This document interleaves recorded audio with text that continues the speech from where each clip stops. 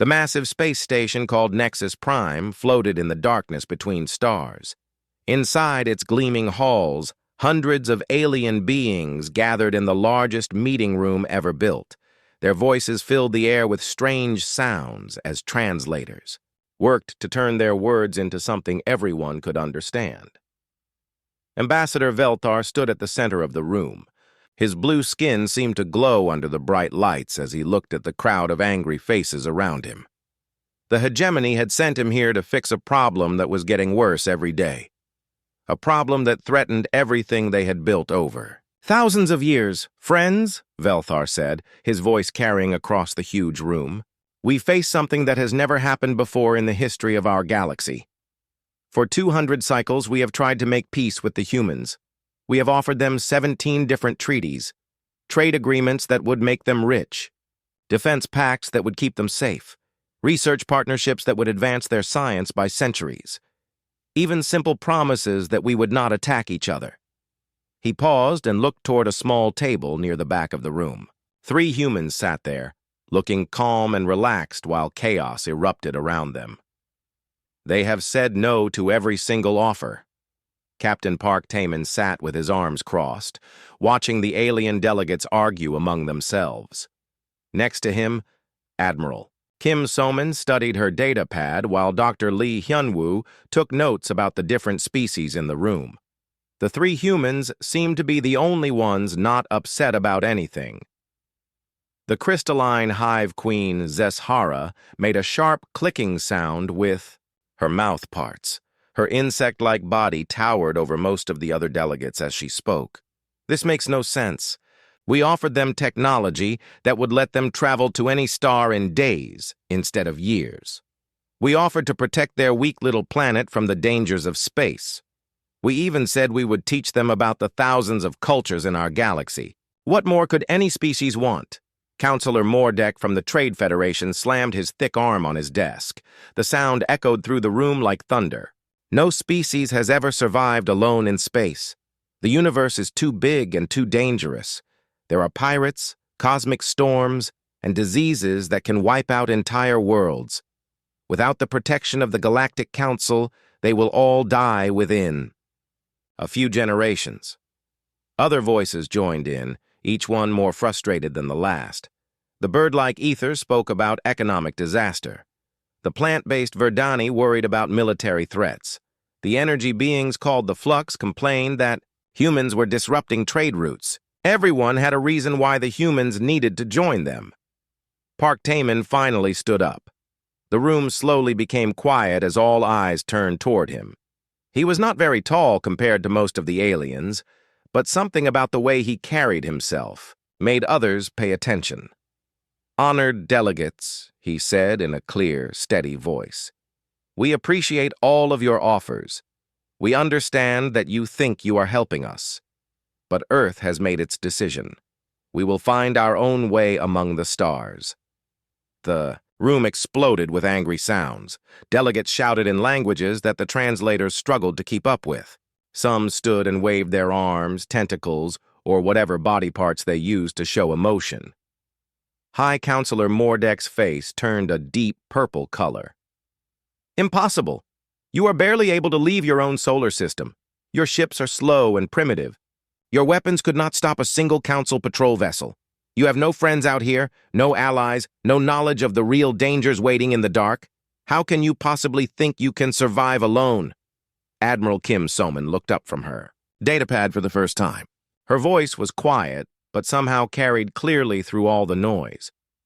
"Counselor Mordek, with respect, you assume we need what you offer.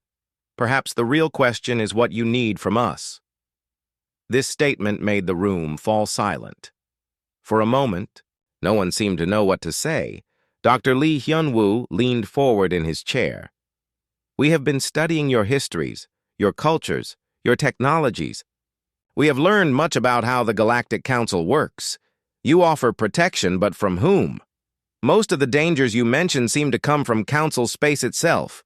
You offer technology, but your member species have not invented anything truly new in over 1,000 years. You offer trade, but your economy depends on keeping some worlds rich while others stay poor. Velthar's blue skin grew darker. You do not understand the complexities of galactic civilization. There are rules that must be followed, systems that must be maintained. Without order, there is only chaos. Park Taman nodded politely. Perhaps that is true for you, but humans have always preferred to make their own mistakes rather than live in someone else's perfect system. The Queen Zezashara clicked her mandibles together rapidly, a sign of extreme agitation among her people.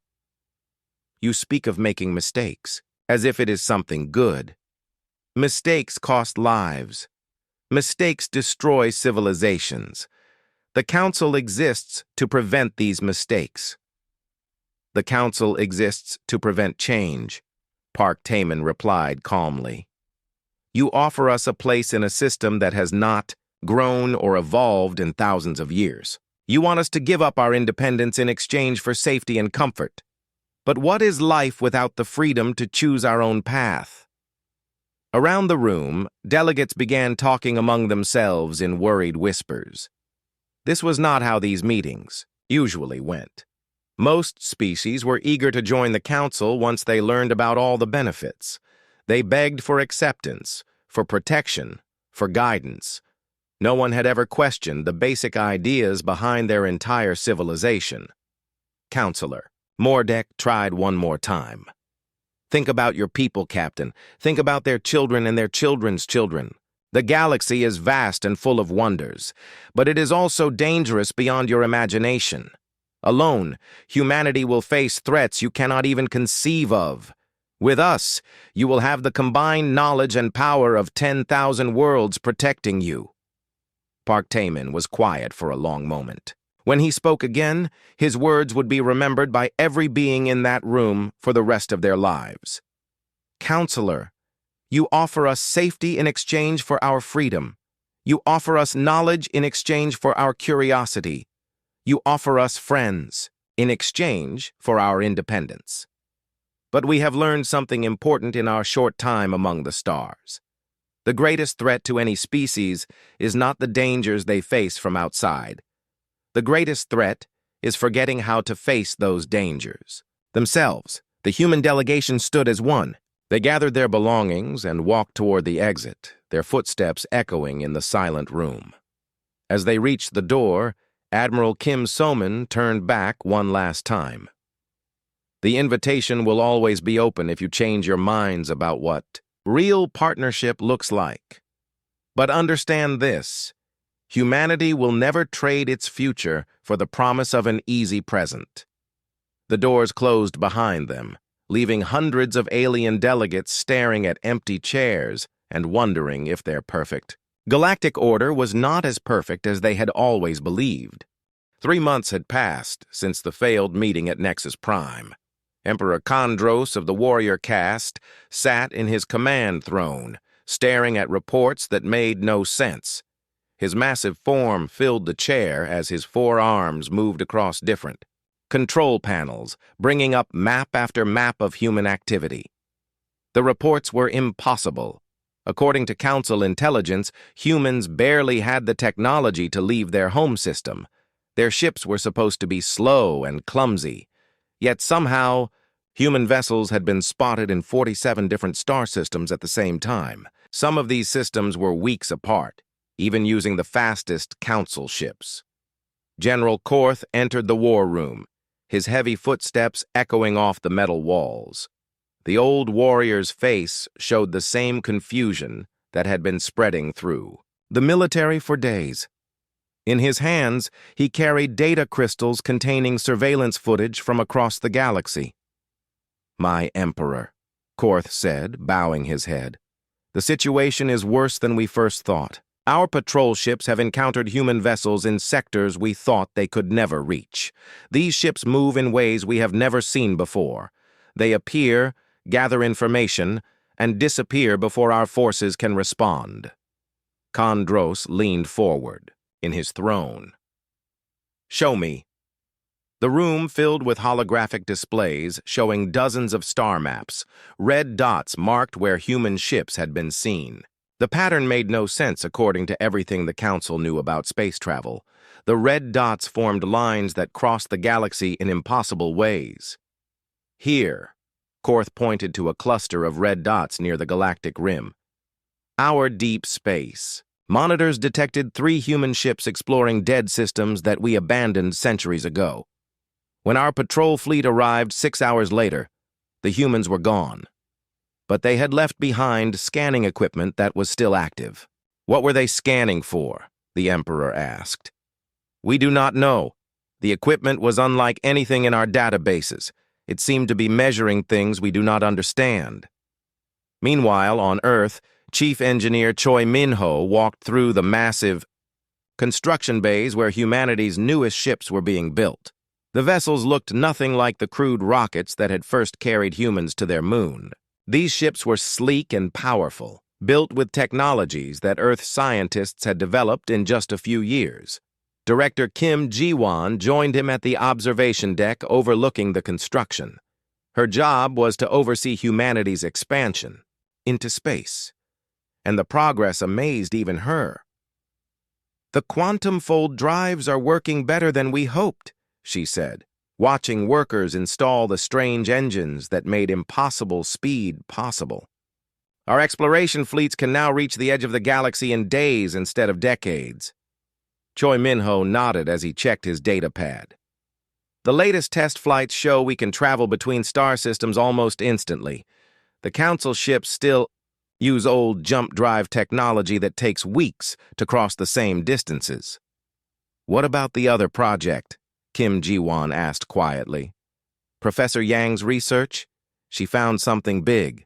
Very big. In her laboratory on the other side of Earth, Professor Yang Hyejin studied artifacts that human exploration teams had brought back from dead worlds across the galaxy. She was an expert in understanding alien cultures from the things they left behind. What she had discovered would change everything. The artifacts came from 12 different worlds, all in different parts of the galaxy, but they all told the same story. Each world had once been home to a space-traveling species. Each species had been contacted by the Galactic Council, and each species had made the same choice. They joined the Council and stopped growing. Young. Hyejin called up holographic displays showing the timeline of each civilization. The pattern was always the same. Before joining the Council, each species had been inventive and creative. They built new technologies, explored new ideas, and pushed the boundaries of what was possible. After joining the Council, they stopped. They became comfortable and safe, but they also became stagnant.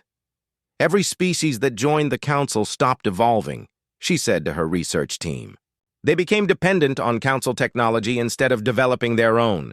They stopped asking questions and started accepting answers. The Council does not offer partnership. They offer a trap. Her assistant, Dr. Park Minji, looked worried. Are you saying the Council is deliberately keeping species from advancing? I am saying that their system naturally leads to stagnation. When you give someone everything they need, they stop trying to grow. When you solve all their problems, for them, they forget how to solve problems themselves.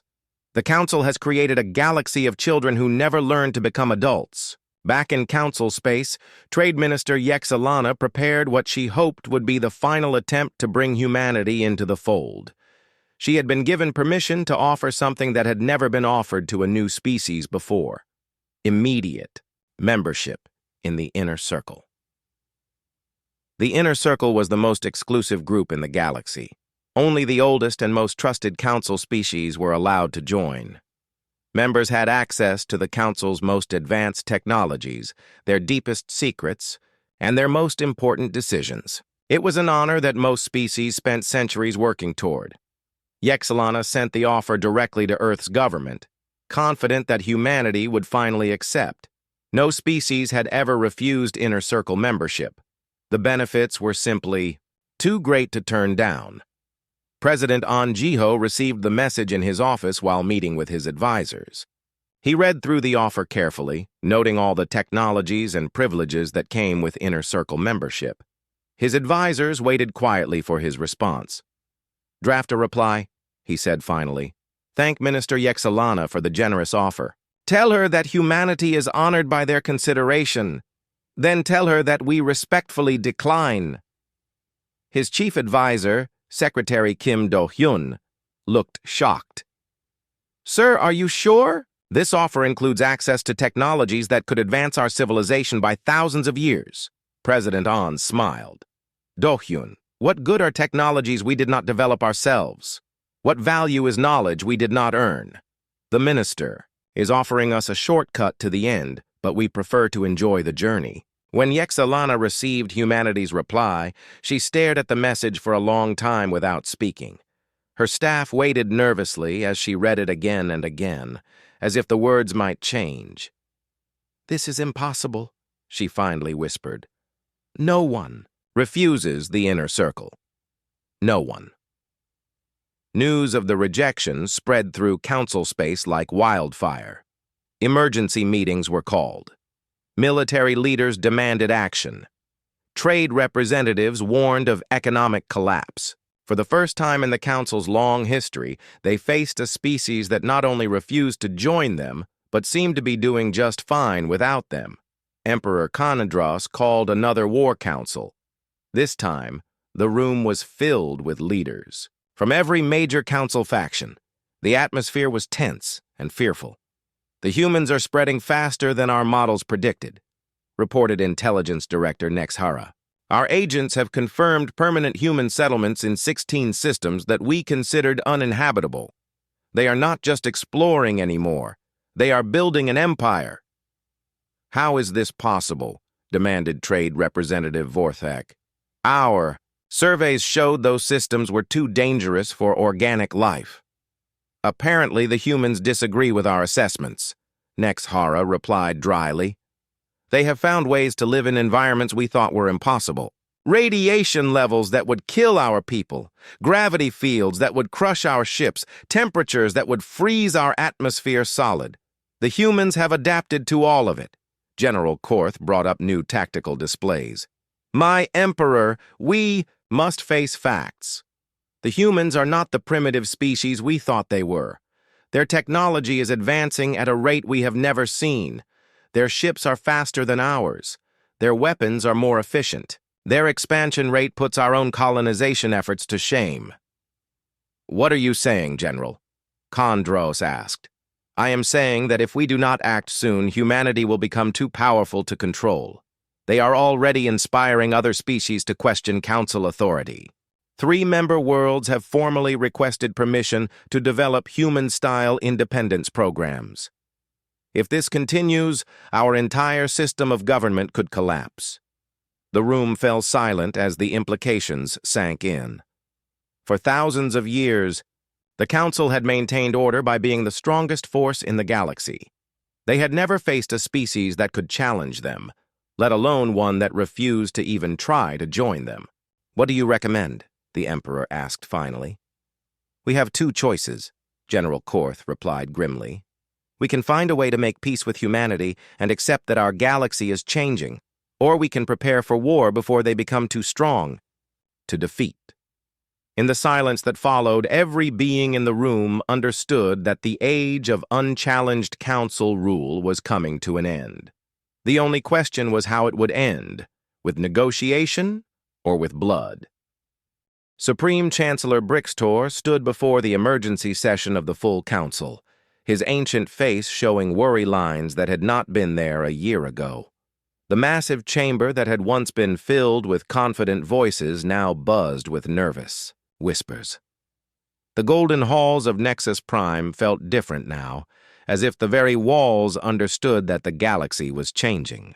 Fellow councilors, Brixtor began, his voice echoing through the chamber, we face a crisis unlike any in our recorded history. The humans continue to reject every offer we make. Worse, their independence is spreading like a disease through our member worlds. Intelligence Director Nexhara activated a holographic display that filled the center of the room. The image showed the galaxy divided into different colored sections. Blue areas represented stable council territory. Red areas showed human expansion, But most disturbing were the yellow areas, council worlds, that were asking difficult questions about their membership. In the past 6 months, Nexhara reported, 17 member worlds have formally requested permission to leave the council.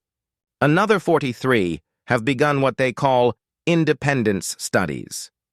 They want to know if they can survive without us, just like the humans. A wave of angry voices filled the chamber. Delegates shouted in dozens of languages as the translators worked overtime to keep up with the chaos.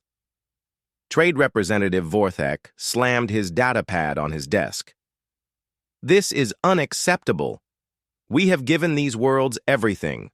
Protection, technology, prosperity. How dare they question our leadership?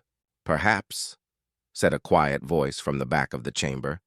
The question is not why they want to leave, but why they want to stay.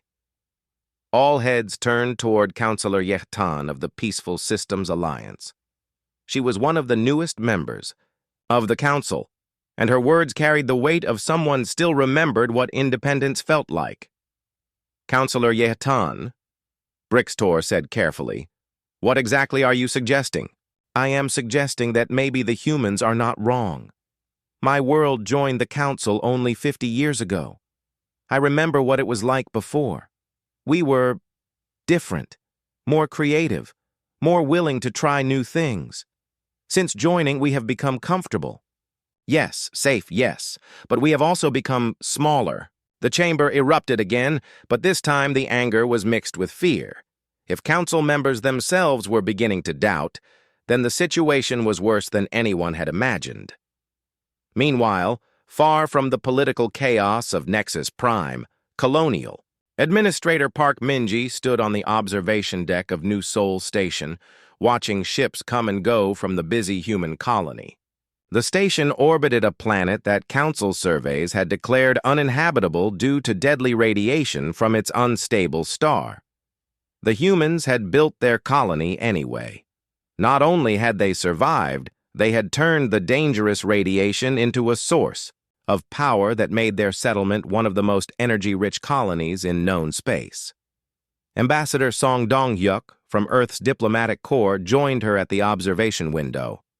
He had come to see the colony for himself after hearing reports that seemed too good to be true.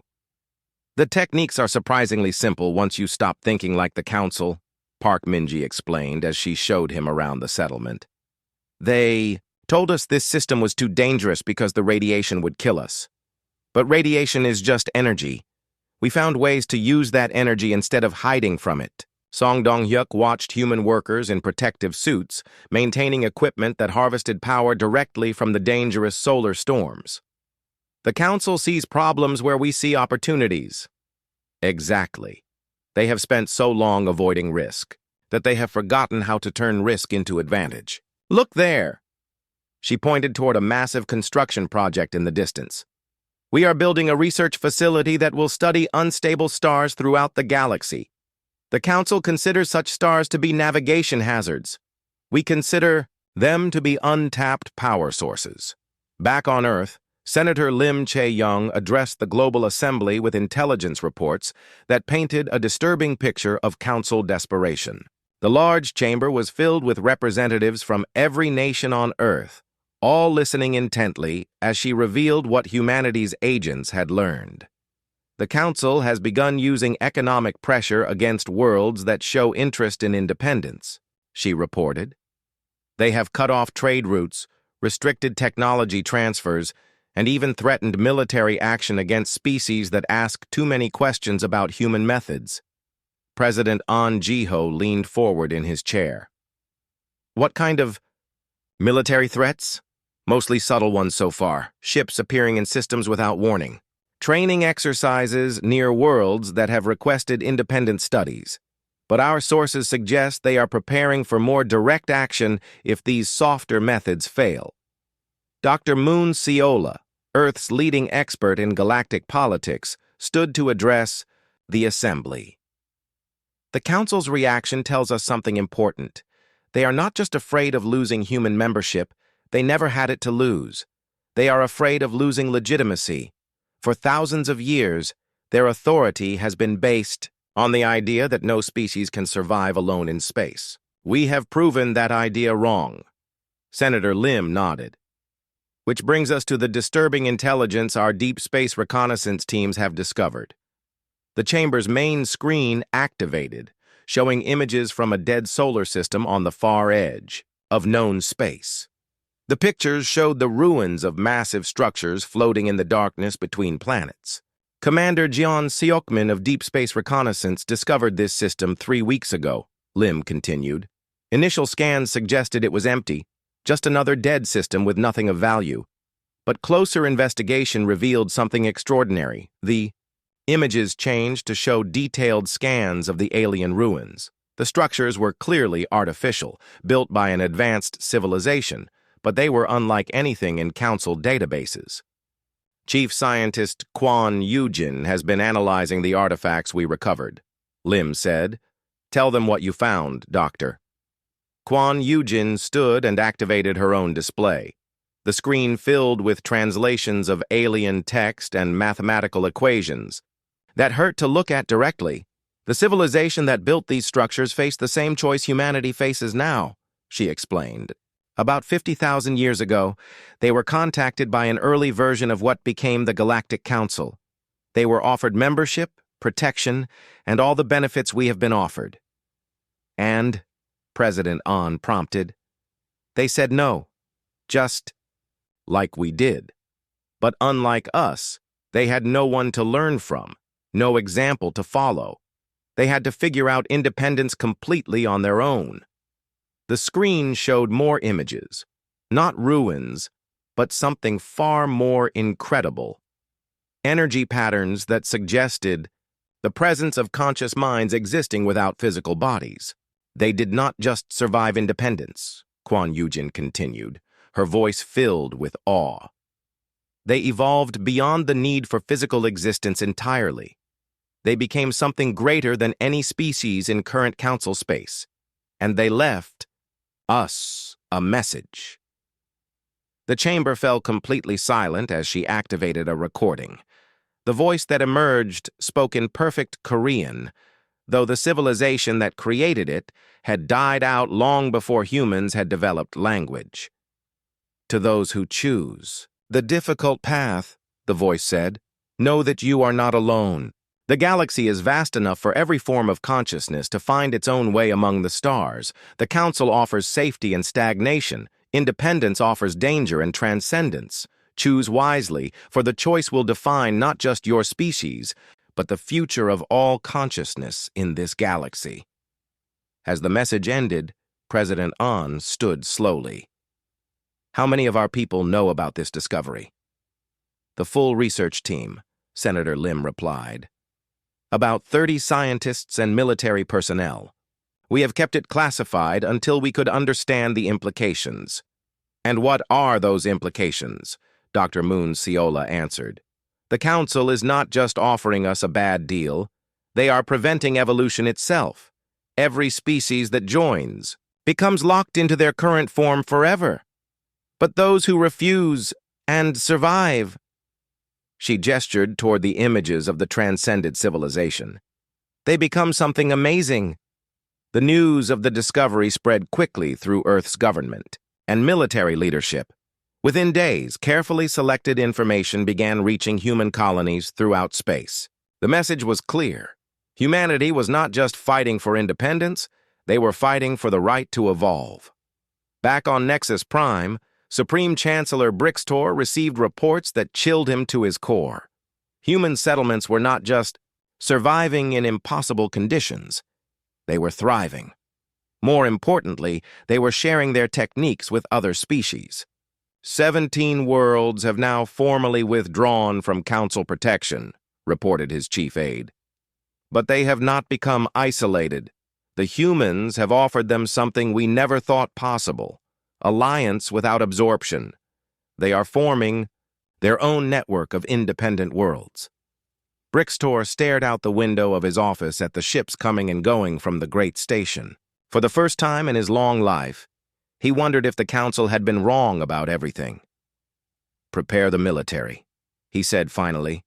If we cannot convince the humans to join us peacefully, Then we must force them to submit before their disease of independence spreads any further.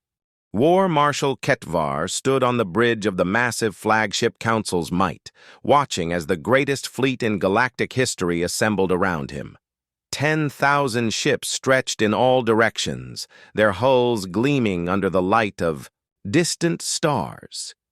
Each vessel represented the military power of a different Council species, brought together for one purpose: to force humanity into submission. The fleet had never been defeated. In 3,000 years of galactic history, no enemy had ever stood against the combined galactic fleet and survived. Today, that perfect record would be tested against a species that had refused every offer of peace. Admiral Thexquin approached the War Marshal with the final deployment reports. All battle groups are in position, Marshal. We have surrounded the human frontier on 3 sides. Their escape routes are blocked. They cannot run from us this time. Ketvar nodded as he studied the tactical displays. The humans controlled only 47 star systems compared to the Council's thousands. Their fleet was tiny by comparison, maybe a few hundred ships at most. By every logical measure, this should be the shortest war in galactic history. Open a channel to Earth, the War Marshal commanded. Let us give them one final chance to surrender before we destroy them. Light years away, Fleet Admiral Yoon Changmin received the Council's message in the command center of humanity's primary military base. The underground facility was hidden deep beneath Earth's surface, protected by layers of armor and defensive systems that the Council had never seen before. The message was simple and direct: surrender immediately and accept Council authority, or watch as human civilization was wiped from the galaxy. The ultimatum gave Earth exactly 1 hour to respond. Admiral Yoon read the message twice, then looked up at the staff officers who filled the command center. Unlike the panic that such a message might have caused in other species, the humans seemed calm and focused. "Well," he said with a slight smile, "I suppose our time for hiding is over. Signal all fleet elements. Operation Revelation begins now." Communications Officer Lee Ji-hee activated the quantum fold transmission system. "All human fleets, this is Earth Command. You are authorized to reveal full capabilities. Repeat, full capabilities are now authorized. Across human space, ships that had been hiding in the darkness between stars suddenly appeared on Council sensors. But these were not the primitive vessels that Council intelligence had reported. The ships that emerged from quantum fold drives were sleek and deadly, built with technologies that made Council vessels look ancient by comparison. Dr. Moon Seola, architect of humanity's defensive systems, stood in the observation deck of the orbital command station watching the human fleet prepare for battle. She had spent years designing weapons and defenses based on principles that the Council had never imagined. "They still think in terms of traditional warfare," she explained to her staff as they watched the displays. "Large fleets, heavy armor, overwhelming firepower. They do not understand that we have moved beyond such simple concepts." Chief Technician Park Sung-ho monitored the weapon systems as they came online. "All quantum disruptors are ready, Doctor. Phase shifters are at full power. Dimensional anchors are in position." Moon Seola nodded. "Remember, our goal is not to destroy them. Destruction is wasteful and proves nothing. Our goal is to demonstrate that their way of thinking about conflict is as outdated as their technology." Back in Council space, War Marshal Ketvar watched his sensor displays with growing confusion. The human fleet that had appeared before him was impossible according to everything his intelligence services had told him. Instead of a few hundred primitive ships, he was looking at thousands of vessels that moved in ways that defied physics. "Marshal," reported sensor operator Vecnosh, "I am detecting massive energy signatures from the human ships.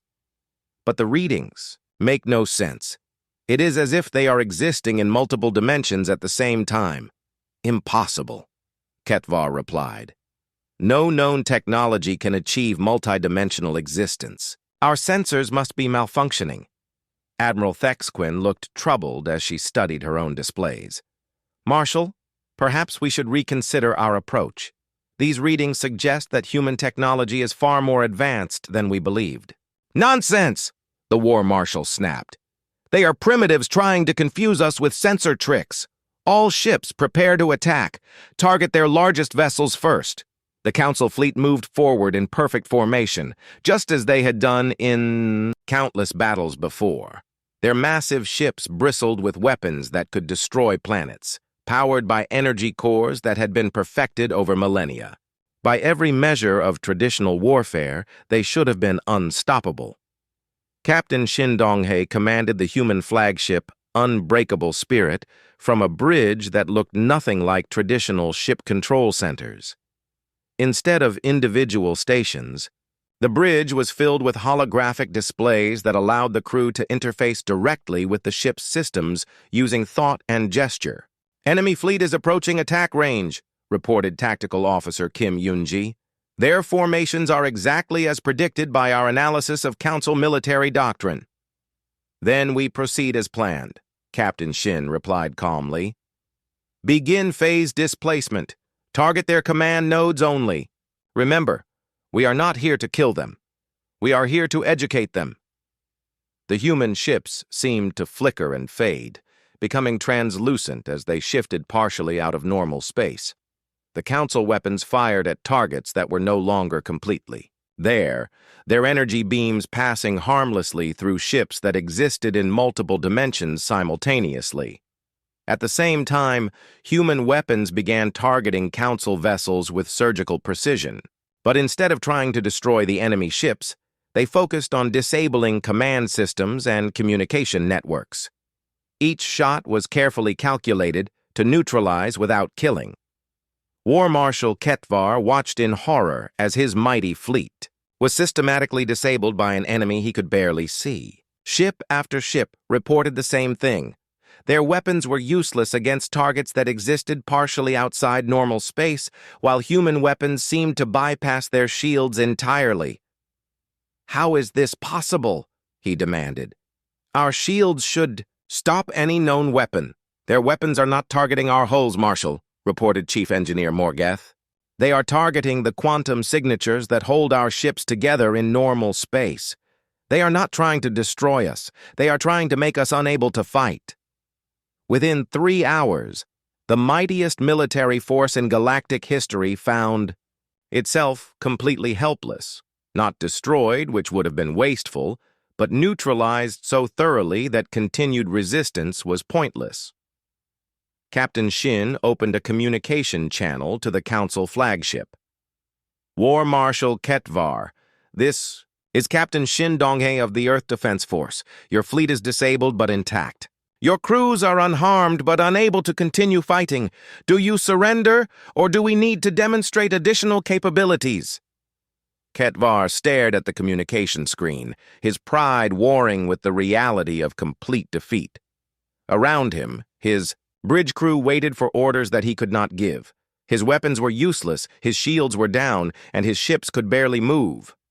He began, then stopped.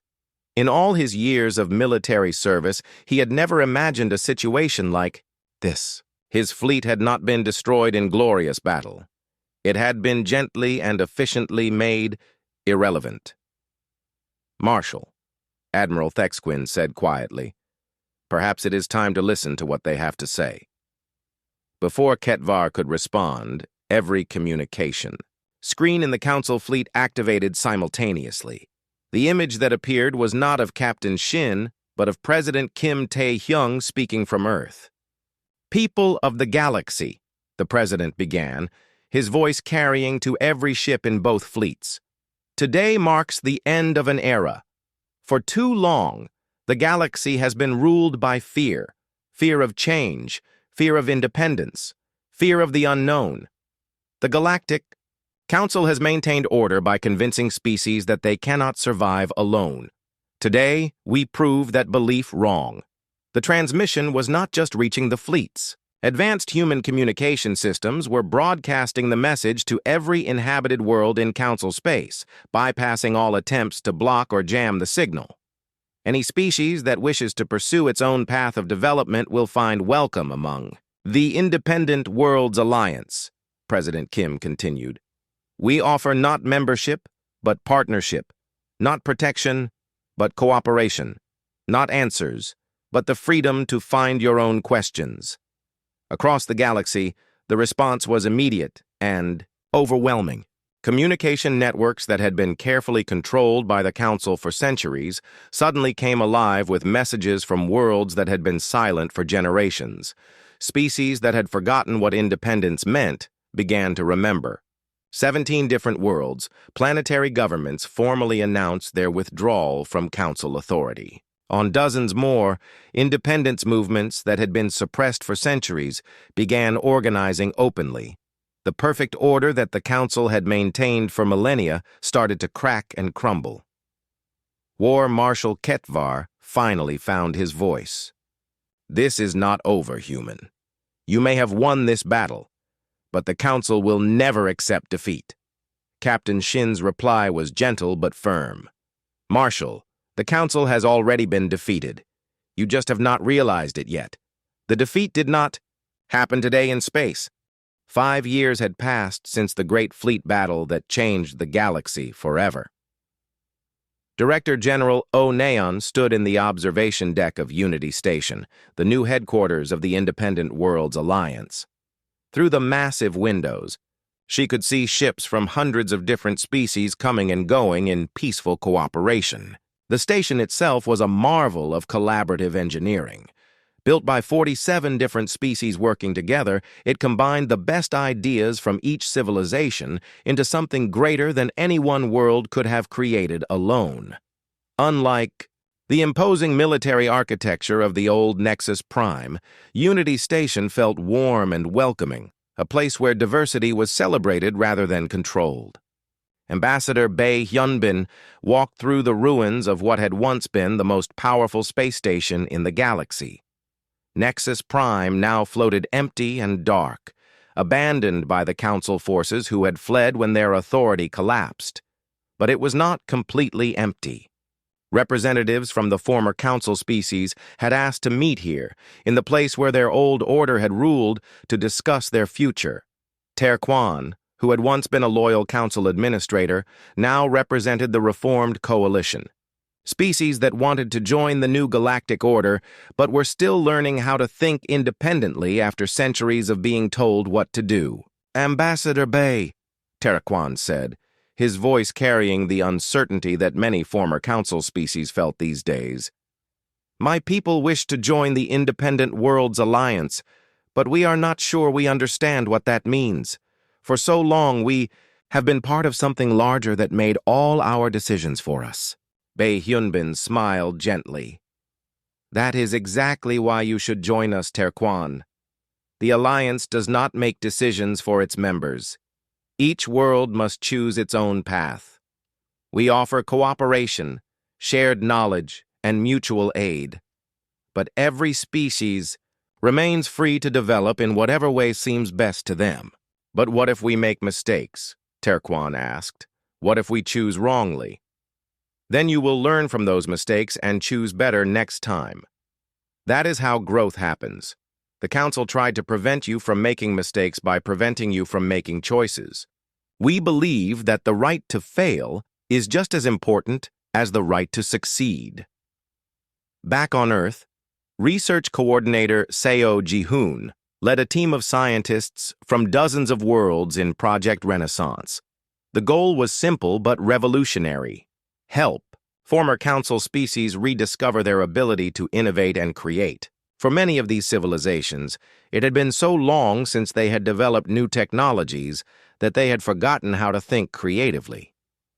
The hardest part is not teaching them new techniques, Seo explained to Cultural Liaison Park Soo-young, as they watched a mixed group of human and alien scientists working together in the laboratory.